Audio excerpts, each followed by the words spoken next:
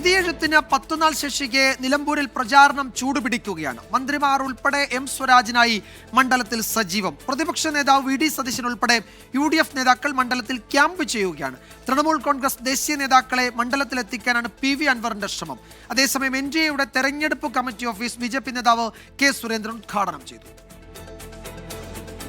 നിലമ്പൂരിൽ വിധിയെഴുത്തിന് 10 നാൾ മാത്രം ശേഷിക്കെ മണ്ഡലത്തിലേക്ക് നേതാക്കളും കൂടുതൽ പ്രവർത്തകരും ഒഴുകിയെത്തുകയാണ്.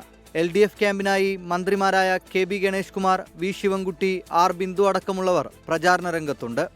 അൻവർ LDFനെ ചതിച്ച് നിലമ്പൂരിലെ ജനങ്ങളെ ചതിച്ചു പോയ ആളാണ്. അയാൾക്ക് എന്തോ ഒരു കുഴപ്പമുണ്ട്, എന്താണെന്ന് മനസ്സിലാവുന്നില്ല.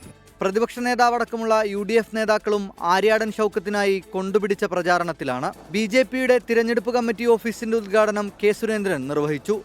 വർഗീയ ശക്തികളുടെ പിന്തുണ തേടി, മതഭീകരവാദ ശക്തികളുടെ പിന്തുണ തേടി തെരഞ്ഞെടുപ്പിൽ ജയിക്കാനുള്ള പരിശ്രമമാണ് LDFും UDFും നടത്തിക്കൊണ്ടിരിക്കുന്നത്. PV അൻവറിനായി തൃണമൂൽ നേതാക്കൾ പ്രചാരണത്തിനെത്തുമോ എന്നാണ് ഇനി തിരഞ്ഞെടുപ്പിലെ കൗതുകം. ശ്രീകുമാരൻ, ടീം 24, നിലമ്പൂർ.